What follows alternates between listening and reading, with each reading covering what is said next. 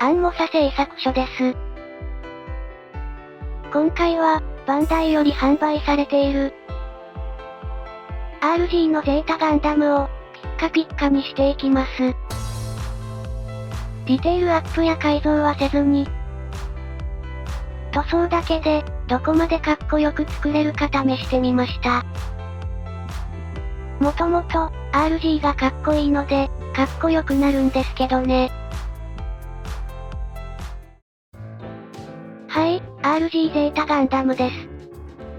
箱の大きさは、よくある RG のサイズです。横にはゼータガンダムの特徴でもある、変形ギミックが表示されてます。反対側は完成品の写真ですね。このウェーブライダーが好きなんです。では、内容物を確認していきます。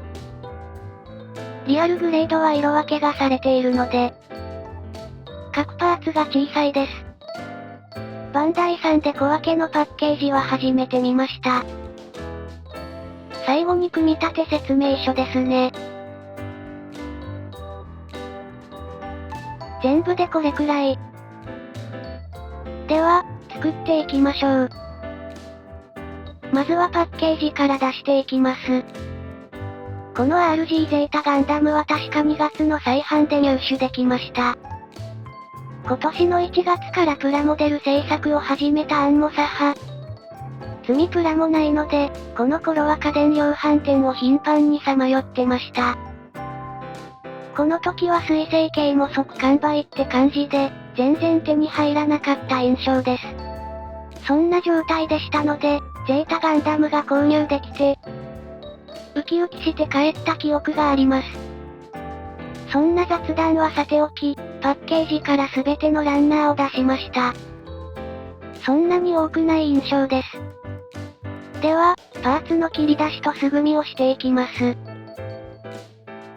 では、パーツの切り出しを行っていきます。最近は、はじめに全て切り出して、右上に見えるようなプラスチックケースにランナーごとに、まとめて入れてます。素組みも隙間時間にちょこちょこ作っているので、全部切り出している方が、都度の片付けが楽なんです。切り出しも長くなるので素組みに移ります。パーツ切り出し中。細かいパーツ組み立て中。細かいパーツを部位ごとに組み立てたので、全体を組み上げていきます。まずは足からです。この足の取り付けですが、今までに経験のない取り付けです。股関節にストッパーで留める構造です。完全変形だからだと思いますが、組み立ても複雑です。この肩周りも複雑で、結構苦労しました。説明書見ても、初見はどういうことって感じです。何度も付け外しをしてたら、可変機構が緩くなってしまいました。しかし、緩いけどなんとかなるでしょう。これで肩周りができたんですが、ここを胴体に取り付けるのも、一苦労です。パーツ同士の接合が弱いというか、最小限のつながりしかないので、組み立て中に何度も分解してしまいました。どうやら、しっかりパーツを組み合わせていなかったようです。とはいえ、仮組みであまりしっかり組み付けたくないので、組み立て順番を変えながら組み立てました。ここの顔出しは本当に気を使います。折りたたんだアンテナが前面ボディに、引っかかり折れないかと、ヒヤヒヤします。最後に腹部にある顔を、上に上げるんですが、結構、いろんなところに干渉する感じで、難航。何よりポキッと、折れないか心配でした。一応、これで難関は通過しました。あとは、サクサクと残りパーツを取り付ければ、本体の完成です。噂通り、何度も変形させる気がしません。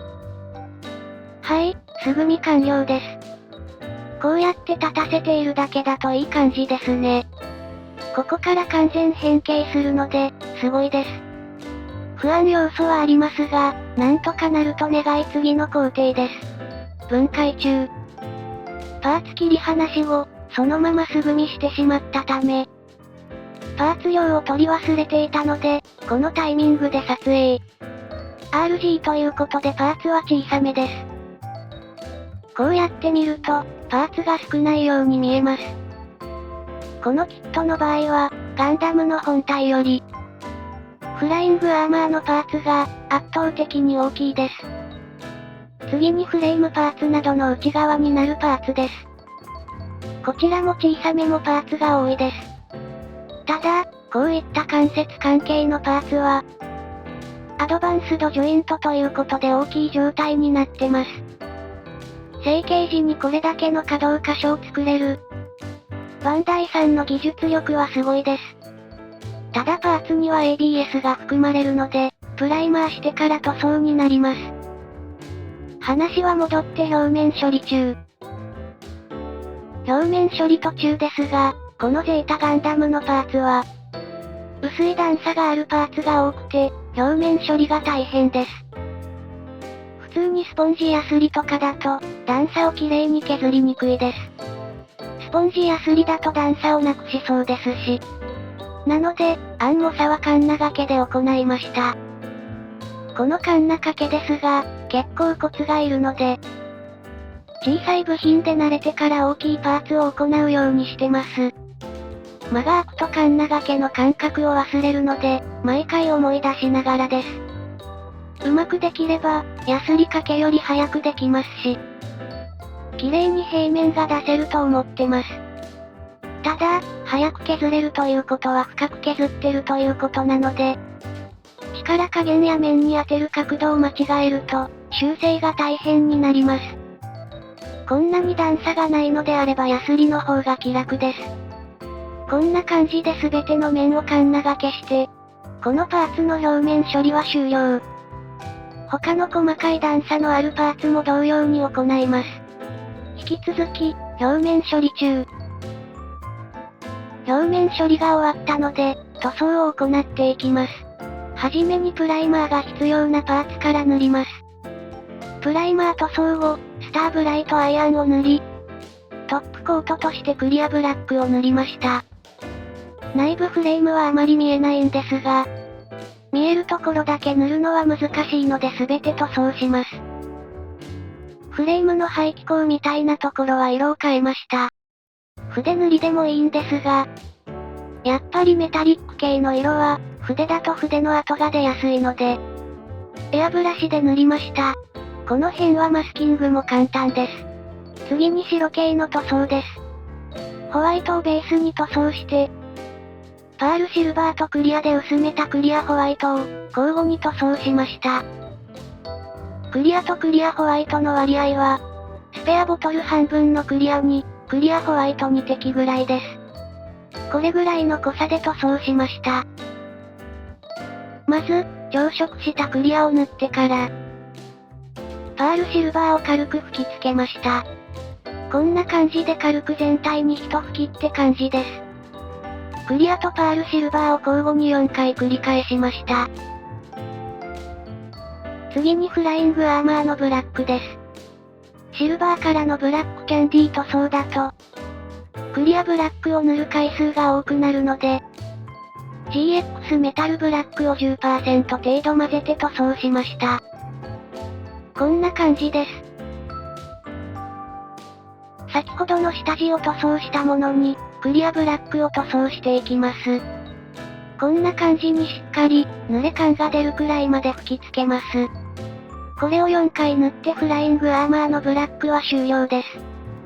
他のパーツの塗装は長くなるので、概要欄に使用塗料を記載しておきます。全パーツの塗装が終わり、次の工程です。今回はデカールを貼るので、トップコート前に貼っていきます。なかなかの量なので、8時間くらいかかりました。まずは苦手な大物から着手する、アンモサです。こんな感じで、台座に固定して貼っていきます。両手が使えないと、うまく乗せれなくて無駄に時間が過ぎていきます。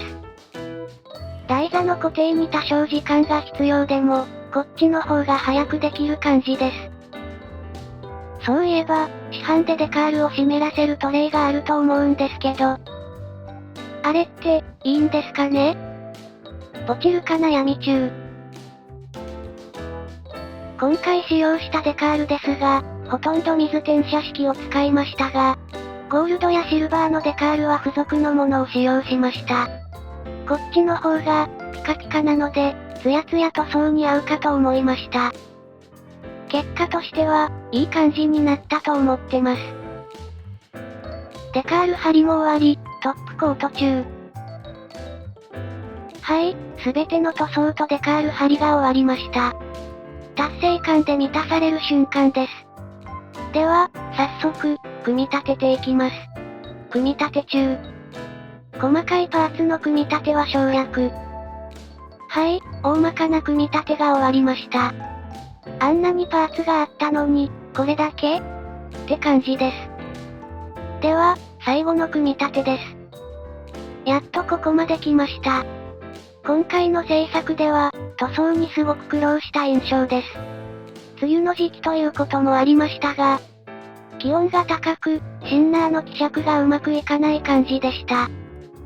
使っているシンナーがガイアノーツのプロシンナーなんですが、揮発が早くて好んで使ってます。ただ、気温が高いと揮発が早すぎて、テカテカ塗装が難しく感じます。薄めすぎても、色が縁に寄ってしまうので四苦八苦。この季節は、リターダーもうまく使っていかないとダメなんですかね。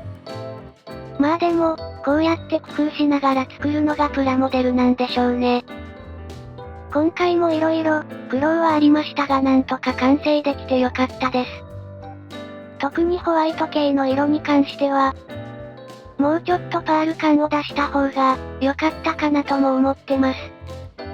また、同じやり方でリベンジしたいと思います。この動画を最後まで見ていただき、ありがとうございます。次回作も、ぜひ見に来てくださいね。それでは、さようなら。